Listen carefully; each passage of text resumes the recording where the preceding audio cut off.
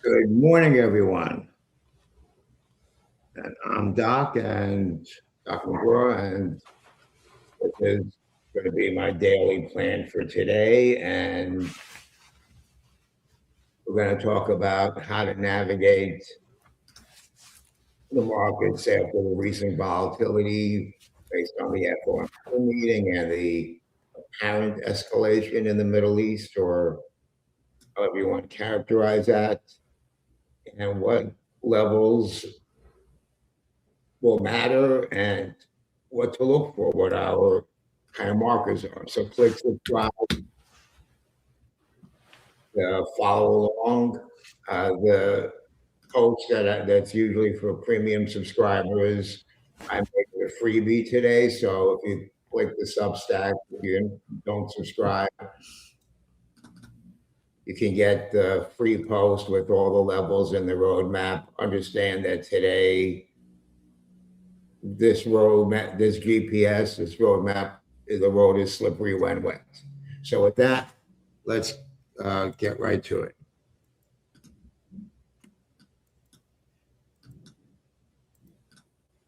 Okay, good morning, everybody. I see some good mornings here. And it looks like we're reacting right at that first reaction zone that I identified, and we'll kind of circle back around to that in a minute.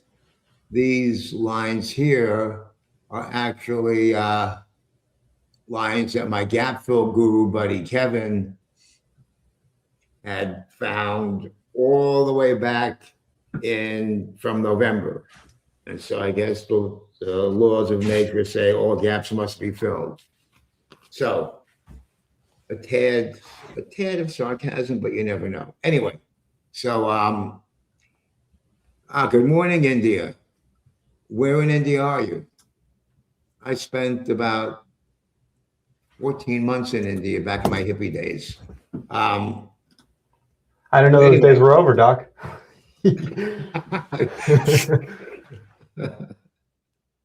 True that.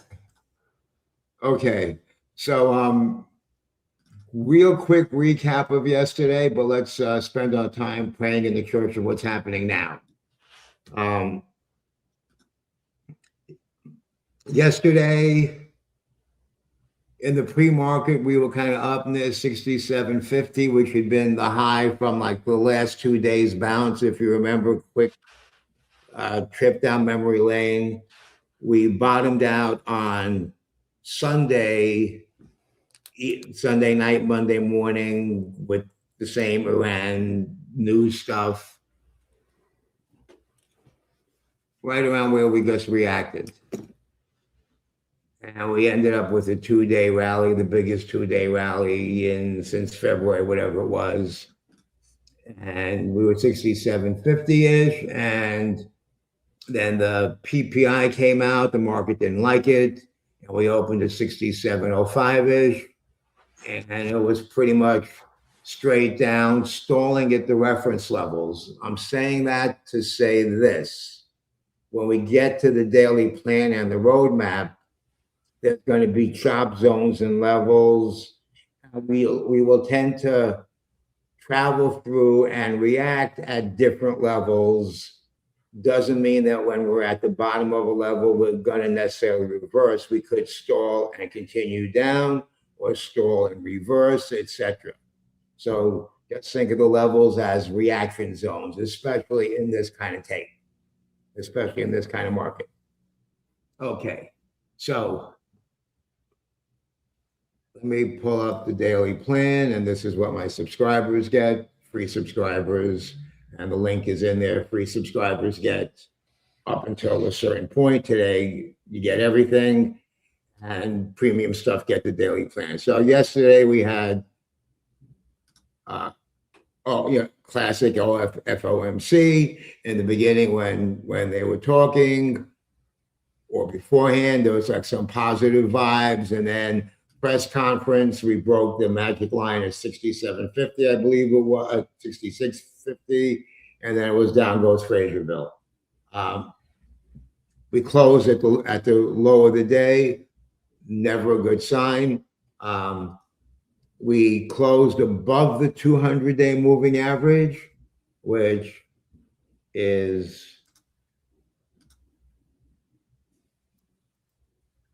right here, 66, 17, 15, 20, potato, somewhere in there. And we closed above it, we undercut it overnight, and we kind of flirted with it. And then this last pre-market bout of weakness, and now we're kind of well below the 200-day, down at that reaction zone that I identified. And we'll talk about why that's a reaction zone shortly. Okay, getting back to the notes.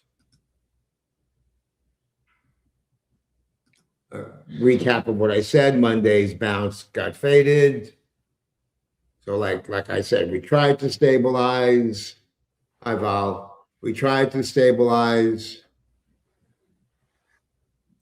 We tried to stabilize up at 67.50, failed, went to 6700-ish yesterday, and then just we're in a whole different zone.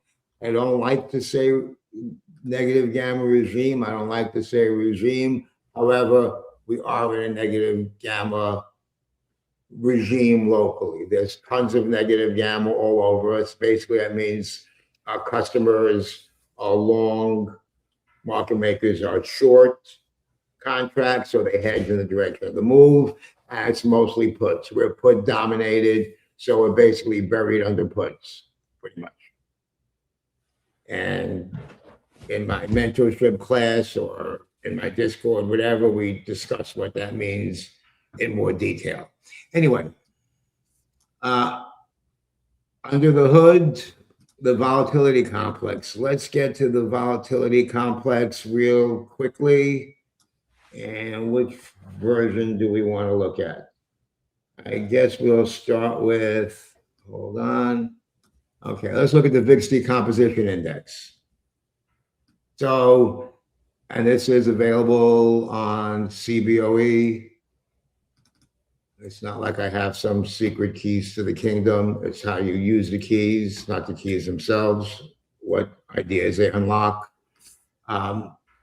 So VIX was up 12%. Market was down 1.36%. And so the sticky strike, which is how much VIX should move based on that percentage move in the SPX, accounted for a good chunk of that percentage move, 1.96%, well, 1.696 points, not percent, of that move. So that's the neighborhood. We moved into a different volatility neighborhood, so the rent got higher. On top of that, the parallel shift, which is the price of volatility along the structure, also went up. In that neighborhood, the restaurants, the price of beef went up more, so volatility got repriced as well, partially because of the move down, partially because puts became locally more expensive, and calls, both ways. Puts skew went up, a little bit repricing the puts, but convexity on both sides went down a little bit. What does that mean? The general curvature of the volatility complex flattened just a little bit. Nothing to get excited about, but that's kind of what's going on there. Why do I talk about this volatility stuff so much? Because that's going to spill over into how the S&P is going to act. And we had VIX-free on Tuesday, Wednesday, and that contributed, I think, a lot to why we had the bounce volatility kind of loosening up, kind of because it had to, the way we were structured. We had news, and so now volatility is all wound up again. Let's get back to the volatility dashboard real quick, and then we're going to go on to some other stuff. Where's the, okay, 6-panel layout. Now, mind you, this doesn't update properly pre-market for whatever reason. And we see the VIX is up over the 25 again. Pre-market VIX tends to normalize, come in closer to the VIX futures, which are, okay, this looks like it's a delay. VIX futures are 25.7 now. These two will tend to meet as the session goes on. The VIX 9-day went up more than the VIX. The VIX 9-day is short-term volatility, so we have short-term fear. Market participants are buying term insurance as well as whole life. They're looking for both. For a while, they had stopped buying whole life. They even cashed in their whole life at cash value last week and just bought term insurance. Now they're buying whole life again. They don't want the portfolio to blow up. BVIX, a bid for volatility. We saw large trades come in yesterday. I have the trades written down somewhere. We had flies at something like, what was it, 25. We had 15 wide flies. I can get the exact thing. I'll put in my Discord. Out into May and June with 40 the center. I think they were 25, 40, 55 flies, like thousands of them. And so that's kind of saying, so the market is hedging for 25 and over. Those cost about $1 and change, so you need expiration to be 25 or higher to make money on that, but that's a hedge. So it's a cheap hedge, giving you exposure up to 40 VIX. And if VIX closes below 25, if you hold it, well, then you lose $1. But if VIX goes nuts, you make, $5 or potentially $15. So $150, you can make $1,500 if everything goes bad, meaning good if you own that. Okay, so, and maybe we'll model that out a little bit in the Discord just for fun. Okay, so term structure, we're back in backwardation. What that means is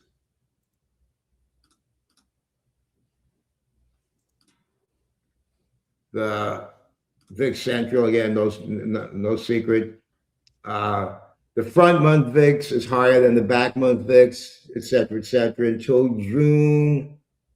And now it looks like it's going out into July before we begin to try to turn around. So the market is kind of pushing out the cone of uncertainty. I guess it's because of rates. Now they're probably not going to be cut till July or September or whatever that is. So now Contango is 3% negative.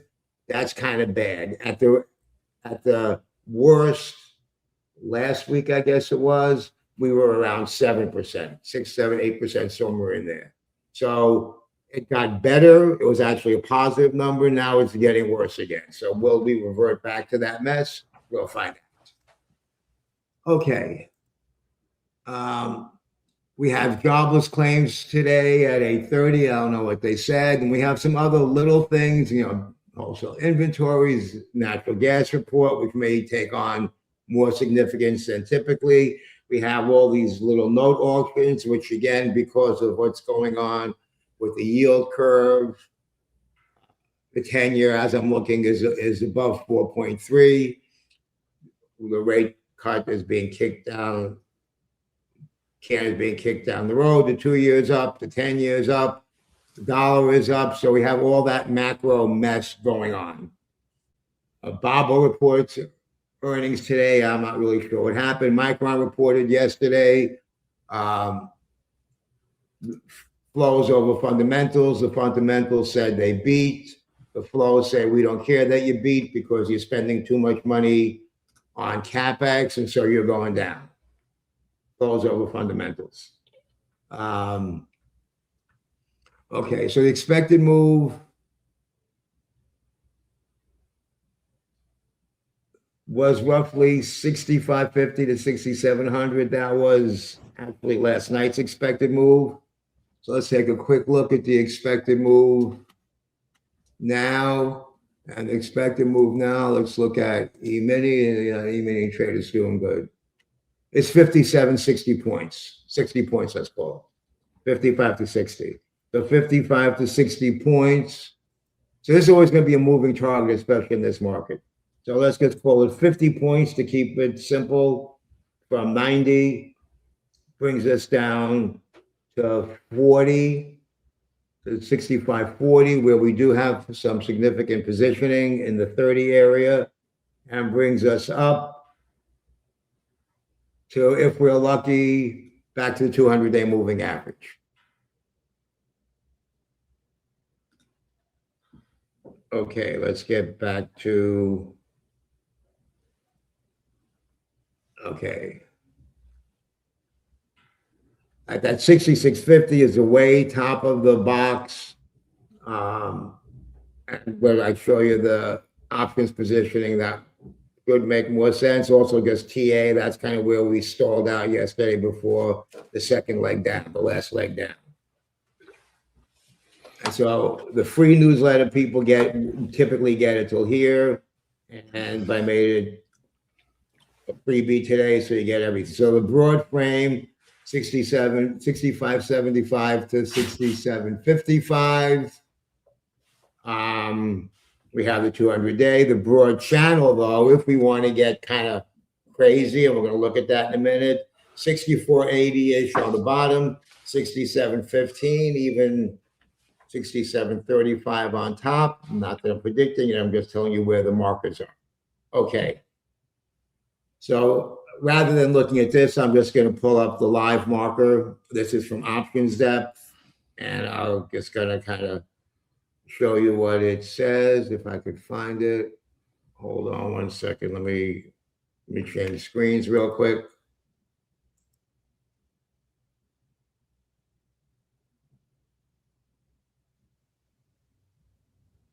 Here it is. Okay.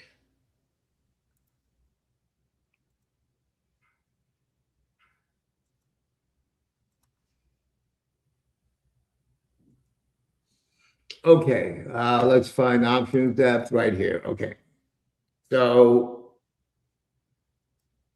I'm going to turn off puts and calls, I guess, net it out. Somebody asked me last night in the webinar how the puts and calls work together, and basically they just get netted out. Simple for our sake. Here's where we closed yesterday, 66.25, we'll call it. We're now 65. 56, 80, 75, somewhere like that. So we're basically in this area, a little bit below it. So what do these lines to the right and the left mean? Lines to the right are where customers sold puts. They could be the other side of debit spreads, where somebody bought a put and sold something lower. Doesn't really matter why they're there. At these lines to the right, they act as roughly, we'll call it support and resistance. Lines to the left are where market makers are short. Those are acceleration zones, two-way ladders. And if you just kind of trust your eye for a second, 65.65 on the bottom, kind of where we are-ish now, to 65.45 on 66.45 on top, or we want to say to yesterday's close area, two-way ladder. Anything could happen. The tilt obviously is toward the downside, and if volatility keeps going up, then these levels where we have what we could call support at 65.60, 65.50 could get breached. Next reference zone down is 65.30. That's kind of where that bottom of the expected move was that we just looked at. Below 65.30, 6510, 6500 round number. And if we let me just go in here and show you this. And this didn't really refresh, but that's okay. So here's that. So 6530, 2,000 contracts, that's kind of significant. This 6520 is the other side of a 10 white put credit spread that was sold. But down here at 6450 is where my heroes are. 7,000 contracts sold, 6425, 6,000 contracts sold, et cetera, all the way down. 12,000 and 6,400. Okay? So I can tell you where we're not going. We're not going to 6,400. I can tell you that we're probably not going below 6,500. I can tell you 6530 looks pretty good. 6550, 60, this zone. There's a chance we don't go through that. You know, this might be a safe zone. You have to wait for see if volatility comes in. If not, then we could kind of knife through this and maybe look to stall 6530. On top, really nothing to speak of, no features that really say stall or move one way or another. 6565 is kind of the first feature to look at. And then on the way up, 85, nothing. Even at the round number 6,600, nothing really. All the way up to 6530, where customers, 6630, where customers sold puts probably near yesterday's close for whatever reason, and there they are. So that would be your first real reference point on the way up, where we might stall from a gamma point of view, not from a Fibonacci or DeMark or Darvis box, whatever it is you use, purely from a market maker hedging perspective, where there's a prescription, where we know market makers will react if we get there. If we don't, then they don't have to do anything. And remember, the 200-day is somewhere lurking in this zone. Likely at the end of the day, we're going to have leverage ETF selling.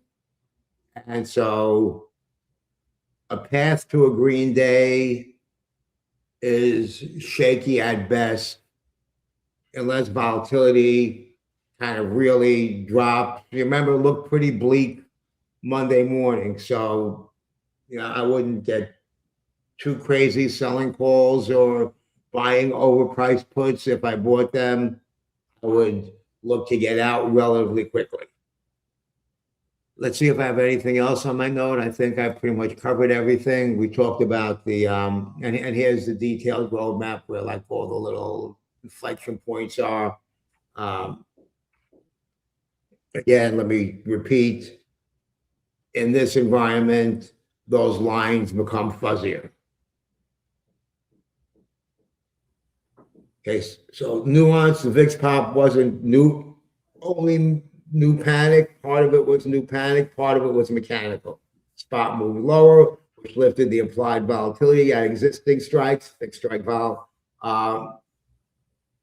through the sticky strike effect. But then part of it was repricing the surface. The other part, the parallel, that was in fixed strike vol going up.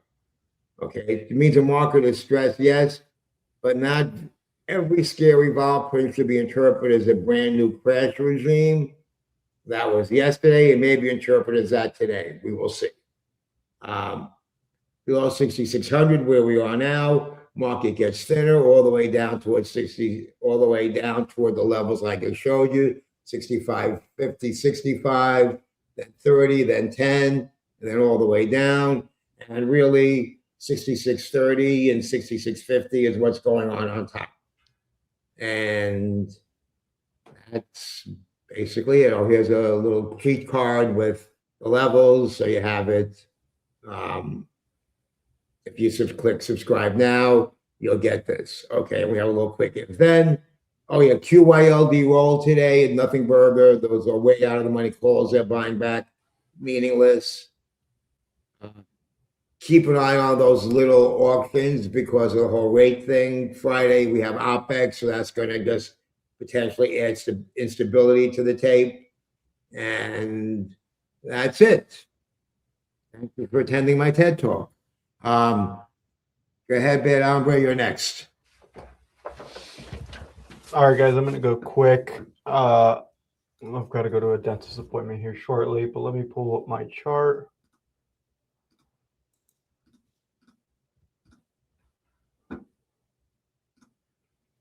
Okay, perfect. Let's break out my range first. I got 66.95 down to 66.45.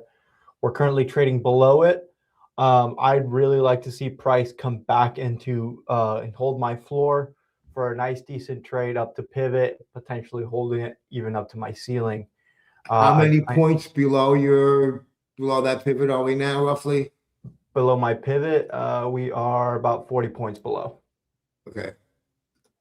Below my floor, we're about 20 points, give or take. 20 points. Okay. So we need a 20-point move for you to begin to think that we have a move going up.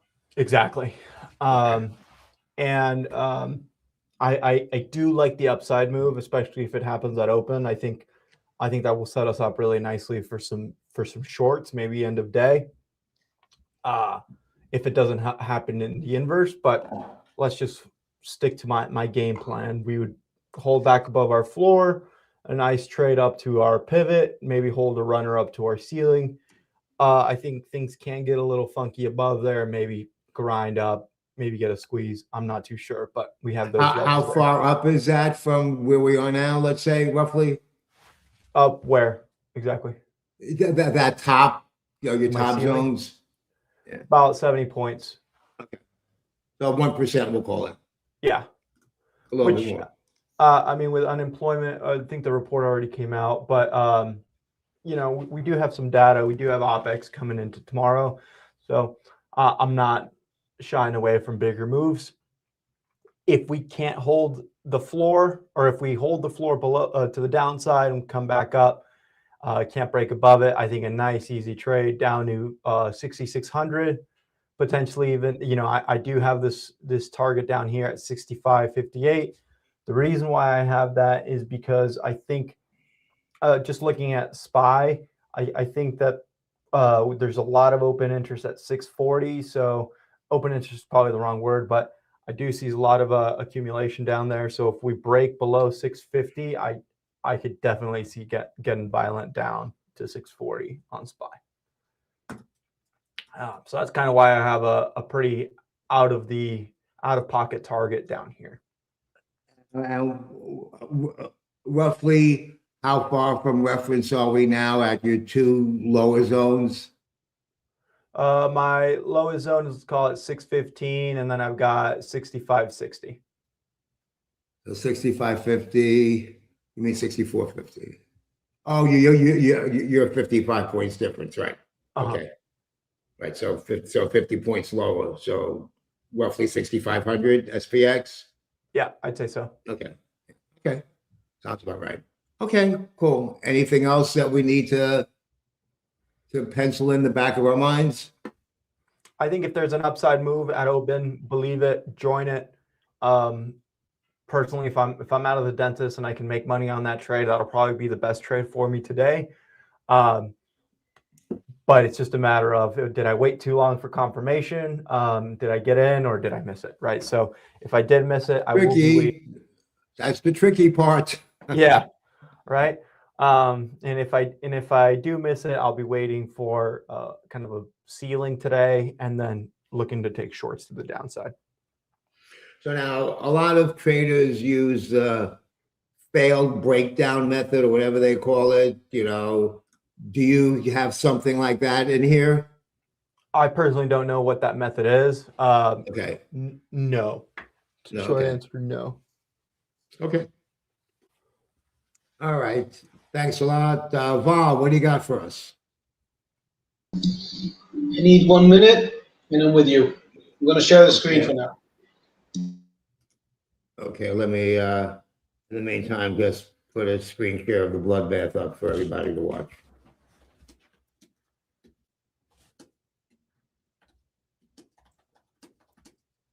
And so remember there were some sold puts around here, down here. Take a quick look at the gamma structure here. So we're at around 80-ish, right? So always want to see what's going on here. So we're kind of have this area that we're sticking in. And then below 75, 80, where we are now, there's really not much until 20, 30 points down from a gamma point of view, which kind of pretty roughly corresponds to where Dewey's reaction zones are. You got something for us there? I see it. Okay. Show us what you got and explain it to us.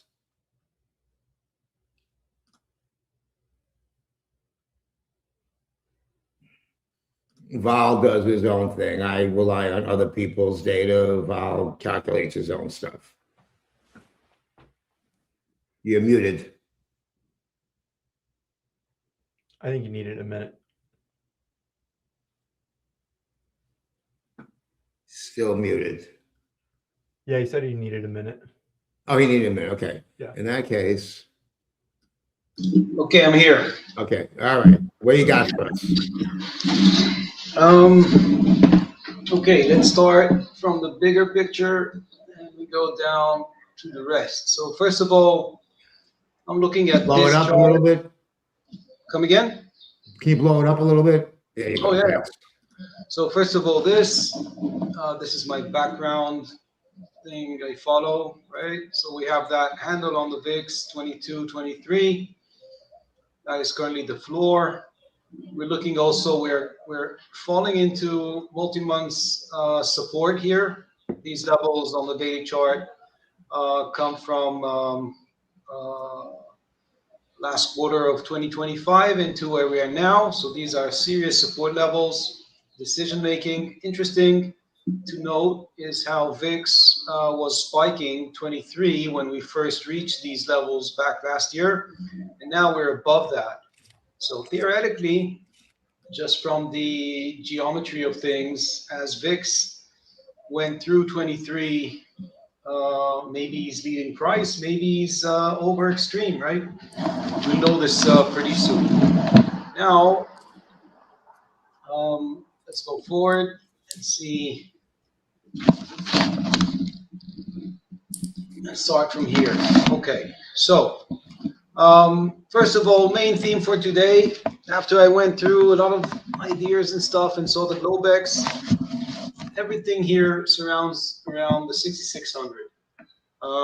So as we are below it, we are short, and that's pretty much it. We can figure out targets and stuff, but we are basically falling into that multi-month support. So I would expect, I don't know how many of you read the original market profiles by Stedmeyer. So he mentioned that there are certain times and prices where these longer term view value investors come into the market and dominate it. So this might be the case. I'm not saying it will happen, it won't happen, but if there is a timing where these entities might come in, it's here. And these are funds, you know, they're not sophisticated. They don't try to know everything like us. They just come with their trillions of dollars and maybe decide to buy because we're at an edge that we haven't been for half a year or so. Keep that in mind. This means that if anything from these levels between now and next week, we'll see some massive volume spikes, reversals, and whatnot. They could be sellers also, right? They could be holding multi-years positions, and as we break through here and the Gulf War and everything in the background, they decide to, you know, to cut short these positions, and we'll see the opposite. But I expect volume to pick up between now and next week, like massively to pick up, and and for the price intraday at least to experience big swings, much bigger than what we saw by now. Looking at the open interest vanilla surface, this chart. So we can see the purple bars are puts, the green bars are calls, clearly dominated by puts. And as you said, this is a negative gamma regime, already under 66.30. So we're already there. And 1 second, let me throw some noise here. Okay. Oh, that's a nice candle. So under 6,600, there are no calls, basically. It's only puts. We can go anywhere, and that's why the position should be short already. We were struggling with 6,600 during the Globex, but eventually faded out into the open of the market, which I see a bit, well, not a bit, but pretty negative. Until we don't reclaim 6,600, I'm looking only to be short. That's pretty much it until I see some other evidence. So obviously these levels, which I did around 4 a.m. are irrelevant, 6640, whatever I had to say about that. Looking at the skew, we can see it peaking out at 6550, which it would be the first target here. 6550 by the open would be the first, like the main target here, where the skew peaks out and where you see that vol positions come into the downside clustered at each strike. So this whole thing, if we go in there, then obviously things can get worse. But on the other hand, as long as that 6550 holds, then we can somehow stabilize and bounce back up towards 66,000 and maybe get stuck there, maybe bounce around between these two levels. But until we don't really go through 6550 into those red bars, then this thing can just stay within this range and wait for something new in the news aspects.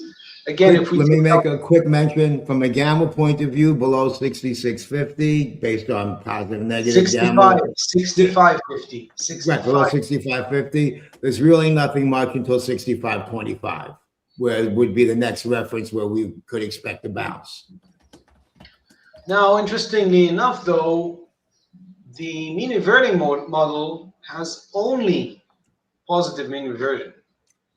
So the red line, which is basically the model output, without going into it, this tells you which side has more a potential of a sharp reversal and mean reverting, right? So you could say, yeah, this is negative gamma regime. You know, we can have very strong rallies when we go down and so and so. But either way, this doesn't happen every day. Today, supporting these down moves, you can see the red line going just up and up as we go down. So these strikes, this spike here is 6,600. And as we go down, this red line just goes up and up, supporting, potentially supporting the price eventually from 6650. So we see how this works out. Clearly, this is much stronger positive values as we go down towards these negative subdued values if we were to go up. So I would expect that thing to work. And I think it's around 6550 is where we can get some bounce. Doesn't make me bullish at all, but this tells me that 6550 is in the cards pre-market, and then we see how this works out. So these are the charts that I started with. Back to the zoom out perspective of things. Intraday, where I put everything in the chart. So obviously this was made around 4 a.m., right? This black square rectangle is the comfortable balance range for the day, which is 6595 up to 6600, 6660, right? This black dashed line is where the price should would be very balanced and just chop around. If we break this black line, this 6600, then we go down, as we said, towards 6550. So this already happened, but the price did hold the 6600 for most of Globex until the US people, woke up and made the decision and went through this level. To the upside, if for some miracle we reclaim the 6600 and start going up, we have very strong resistance between 6660 and 6680 or so. As of now, it doesn't seem realistic, but if we were to go, then any long positions intraday, if you want to try and milk them, greed them out to maximize them, then this thing will run up to 6660, and above that is where I would take profit if I were long, if the market were for some reason reclaiming the 6600 today and doing that reversal thing. So to summarize, under 6600, I am short, looking for 6550 between now and say 10 o'clock or something. If for some reason, news, whatever, the market reverses eventually, reclaims on a 30-minute bar this 6600, I will be long into tomorrow. 30-minute close above. Yeah. Okay. As of now, doesn't seem relevant. I'm focused on the downside. Where do I close my shorts? That's what I want to know. So as of now, I'm looking for those lower levels. But if the market were to reverse, reclaim the 6600 on a 30-minute bar or a 1-hour bar, something stable and real, not noise, then risk is off. Risk is back on. Market has made a decision. Those longer-term players, investors came into this multi-month support level, did their thing, supported the market, going back up. It will be very easy for it to go to 6660 because of the negativity, because of the short positions and all that. I'm not saying that happens. I am bearish unless we reclaim 6600. That's it. Okay, great, thanks. Quick nuance or two, and then we'll have a minute. I'll just kind of quickly model out some flies for myself and everybody else. So important things to note. Intraday, and we get the data. You could try watching OI or whatever your data source is. We have these sold puts down here, and these long put debit spready looking structures all the way between 65, 65, 65.50 in this range, down here at 65.30. If the holders of those 65.30s close, let's just say, and they buy back their short puts, that's negative delta coming in, that sucks us down. If, on the other hand, the 65, 65 wide debit spread or whatever is there, if they close and take profit, or if some of these long puts that are in the money take profit, that could temporarily relieve pressure and let us move up. I'm saying that to say this: intraday flow is going to help shape the structure after the first 15 minutes or so. We typically see systematic funds coming in lately, selling volatility, even in this market. So it wouldn't shock me if we saw, let me just kind of, whoops, let me get this off the screen so that I'm a nice guy, but I'm not so nice. I'm going to give you my password. Not that I think anybody would do anything, but okay.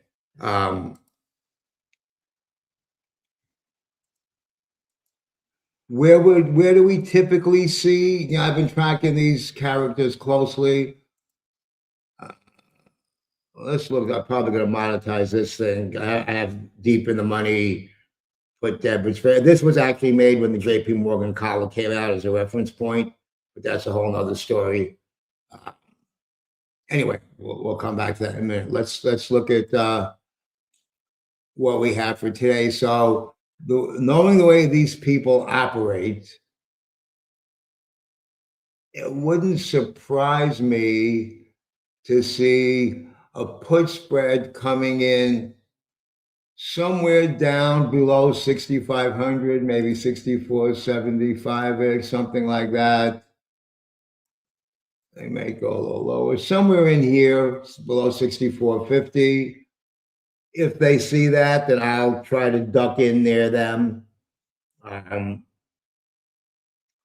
top, where they tend to go, probably would go somewhere around 66.75. So I'm going to be looking for those to see if those trades materialize. In the cowboy department,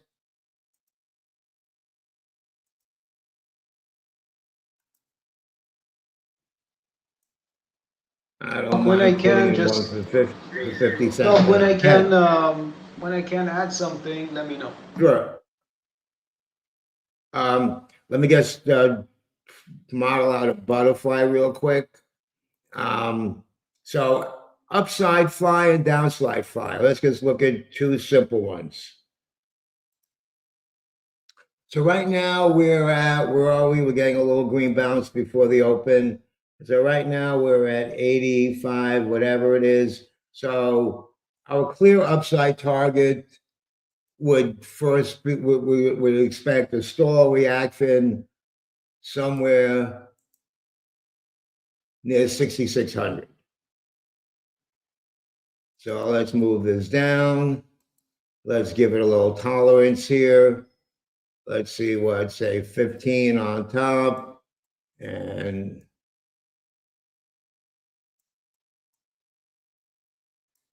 for $1.15, that doesn't look bad. 90, something looks wrong here. That's 15 wide, 50. That looks good to me for $1. $1.05, whatever. 65.90, 65.05, whatever. Or you can move it down a little, something like that. You could maybe tighten it up a little bit, 10 wide, something like this, 50 cents. That's not a bad 50 center. I'll put in a 40 cents, even better. Understanding that this could be money thrown out or that you kind of manage it. These things tend to be resilient. On the put side, let me clear this.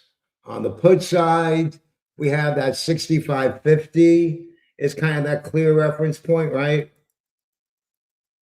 And we had that 65 is kind of like an acceleration zone. Look at how crazy those prices are.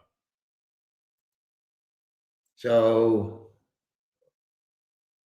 let's increase the width a little bit. That's not bad for 40 cents. 60, 45, 30, 85 cents. That's not bad. Something like that. 15 wide today to give it a little more room to breathe. It wouldn't shock me to see 6,600 test when we have the 200-day at 66.15, 20. You never know. And so those are the flies I'm looking at. I will cowboy up and sell puts down there. We're getting that nice little bounce already. We already bounced, what is it? 70, 20, 25 points, whatever. Probably, I don't remember where Chewy's lines were, but they were, remember he said we have to reclaim whatever it is, it's in the Discord. And it looks like we reclaimed that. Not saying we're going to the moon. Let's see if we can pull a green day out of it. Anecdotal, no back test research, whatever, anecdotal from watching markets for a long time. After a big move on FOMC day, we tend to get a counter trend move the following day. Doesn't mean that we end up retracing the whole move and going higher from there. We tend to get a counter trend move. Not always, tend to. Oh, but we also don't tend to have a war going on at the same time. So obviously, there's more shit in the game today. So anyway, that's it. Any final comments, Val? You said you were working on something. Yes, no? Yes, just a couple of comments. Sure. You need to look at the chart or no? No screening. There is, like, we all, well, some of us, try to guesstimate what's going on with the war and all Right. that thing. So without going into all the aspects that I'm not really abreast of, I found one particular data point interesting where I saw in one of those open source intelligence Right. websites, handles, whatever you call it. So it was mentioned, and I later checked it, and seems to be true that the U.S. is giving Israel a KC-145, one of those refueling airplanes. Basically, Israel, anything they do over Iran, prolonged, they need U.S. support for that refueling thing. This is true also to the previous one 6 months ago, the 12-day war, whatever they call that. I find that interesting as part of the U.S. de-escalating their activity in this war. So my speculative thought is that if Israel is getting for the first time one of those airplanes, it does mean that the U.S. wants her to manage more of her stuff by her own, and there is no logic of giving them that if the U.S. current presence with all its assets remains in the Gulf, but rather if there's a plan next week to withdraw some of them and to focus more on the Hormuz Strait, rather than continuing the full-blown assault on Iran as it is right now. I think that data point opens the options for somewhere around Monday, over the weekend, Trump coming out and say, as I said, yeah, we deterred the missile capabilities, the nuclear capabilities, all the capabilities, and we are now focusing on the Hormuz. Now that statement, and we will withdraw, I don't know, 20%, 50% of our assets back to wherever, right? Like he needs to back that with something physical, withdrawing part of the presence of the US in the region to really show that he's halfway out, right? So I think this might happen over the weekend, unless Iran does something very stupid, like really succeeding of blowing up the LNG facilities in Saudi Arabia and all that, or throwing a nuke on Israel, or I don't know, like really escalating stuff to the point where, full-blown war. If that doesn't happen, I think we are very, very close, like days, much earlier than people think, to some announcement that will be seen by the markets as a de-escalation, and I think it's very close. That data point giving Israel that plane, which didn't happen for the last 50 years, I think is worth noting, and whoever is into those more global geopolitical things, deep dive into that data point and see where it leads. Along with that, let me just throw this in. As we've seen the last number of weeks, typically over the weekend, when the markets can't react, with my cynical view, the US, Trump, whatever we want to call it, tends to step up the game and then try to wrap it up, like you said, by like Sunday, whatever. We've seen that last couple of weeks. So along with that thesis, I don't know about withdrawing or not, it would make sense putting on my geopolitical strategist military hat, because I left my virologist hat back in COVID, putting that hat on, it would sort of make sense, and I have no idea, for the U.S. to at least shift, like you said, to the Straits of Hormuz, to Krog Island, to try to stabilize that and let Israel kind of mop up the infrastructure and all that kind of stuff in mainland Iran, for lack of a better way of putting it. From what we've heard, that's been pretty degraded. So Israel could just kind of clean that up and let the US and whoever else focus on somehow stabilizing the straits and reopening it and whatever. And like Val said, Iran seems to be just all in on attacking whoever they can, Qatar, Saudi Arabia. They don't really care. They just seem to be trying to create enough instability, enough stress to try to make something happen, I guess. Anyway, that's it. So today wouldn't be a bad day to go play with your goats either. Okay, take care, everybody. Trade safe. Thanks.